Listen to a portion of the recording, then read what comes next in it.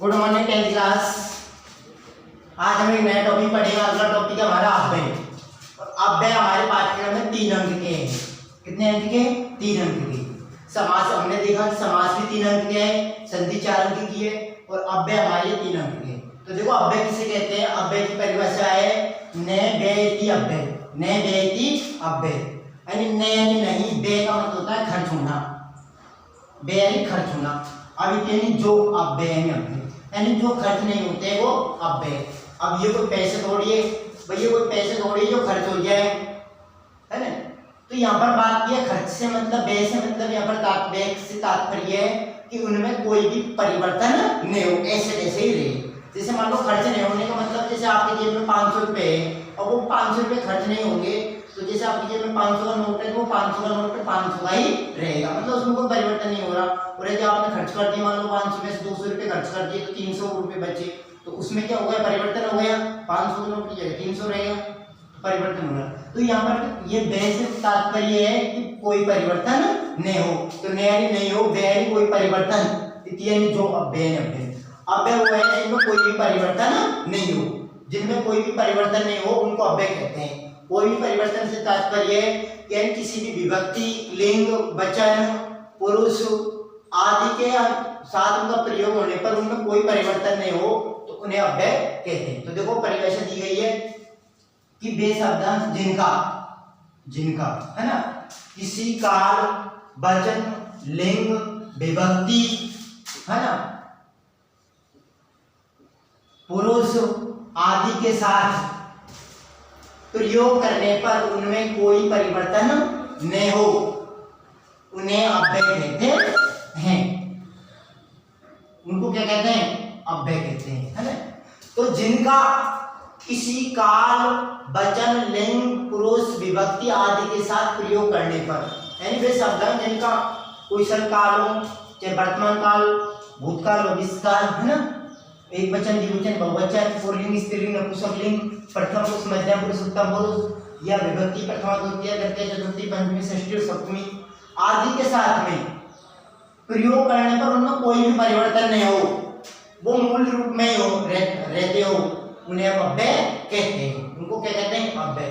वैसे आप ये ध्यान रखना, अव्यय कोई परिभाषा वगैरह आती नहीं है हमारे, डायरेक्ट पूछा जाता है इसमें कौन सा अव्यय, इसमें कौन सा अव्यय, या फिर क्या होता है कि अव्यय आपको 4-5 अव्यय दिए जाते हैं और नीचे व्याख्या होते हैं, में रिक्त स्थान होते हैं, उन अव्ययों को रिक्त स्थानों में पूर्ति करनी होती है। ये है वैसे, ये मेरी चीज महत्वपूर्ण है ना। वैसे आप एक परिभाषा तो एक समझने के लिए, जब ये एग्जाम में परिभाषा नहीं आती है।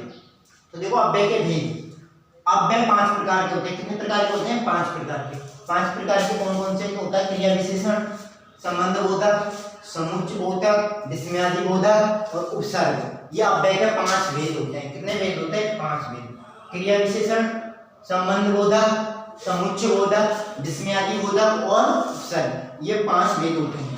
तो देखो पहला भेद की हम बात करते हैं, क्रिया विशेषण क्या है? क्रिया विशेषण, जैसे आपको पता विशेषण से तात्पर्य क्या होता है? विशेषण किसे कहते हैं कि जो शब्द संज्ञा सर्वनाम की विशेषता बतलाते हैं उनको विशेषण कहते हैं। और यहाँ बात कर रहे हैं हम क्रिया विशेषण की, अर्थात जो शब्द क्रिया की विशेषता बतलाते हो, क्रिया की विशेषता। क्योंकि भाई विशेषण किसे कहते हैं? जो विशेषता बतलाते हैं उनको विशेषण कहते हैं। तो और यहाँ पर क्या है? क्रिया विशेषण है, अर्थात क्रिया की विशेषता बतलाते हैं। तो क्रिया विशेषण क्या हो गया कि जो अव्यय क्रिया की विशेषता बतलाते हैं, यानी जो क्रिया की विशेषता बताते हो उनको हम क्या कहते हैं? क्रिया विशेषण कहते हैं। तो ये हमारा क्रिया विशेषण होगा। अगली बात करते हैं, अगला है हमारा संबंध बोधक अव्यय। संबंध का मतलब क्या है कि जो अव्यय संज्ञा, सर्वनाम आदि शब्दों में संबंध का बोध संबंध का ज्ञान करवाते हो कि इनके बीच में क्या संबंध है, उनको हम संबंध बोधक अव्यय कहते हैं। अर्थात जो अव्यय संज्ञा, सर्वनाम आदि शब्दों के संबंध का बोध कराते हो, संज्ञा शब्दों के बीच में सर्वनाम है ना, आदि शब्दों के, संज्ञा, सर्वनाम आदि शब्दों के बीच में संबंध का बोध करवाते हो, संबंध का बोध करवाते हो। जैसे राजा का पुत्र, राज्य पुत्र, तो राजा का पुत्र, अब देखो यहाँ पर राजा का और पुत्र, राजा में पुत्र में संबंध बता रहे हैं, है ना।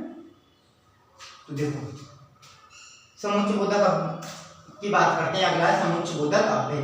समुच्चय बोधक का मतलब होता है समुच्चय से से तात्पर्य होता है जो जोड़ते हैं। क्या करते हैं? जोड़ते हैं। जोड़ने का, अब देखो यहाँ पर कोई वस्तु तय नहीं, तो किसको जोड़ेंगे? शब्दों को या वाक्यों को।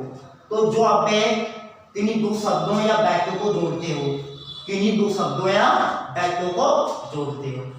तो जो अव्यय शब्दों को जोड़ रहे हो या वाक्यों को जोड़ रहे हो, उनको हम समुच्चयबोधक अव्यय के नाम से जानते हैं। उनको समुच्चयबोधक अव्यय कहते हैं। जो अव्यय शब्दों को या वाक्यों को जोड़ते हो उन्हें समुच्चयबोधक अव्यय कहते हैं।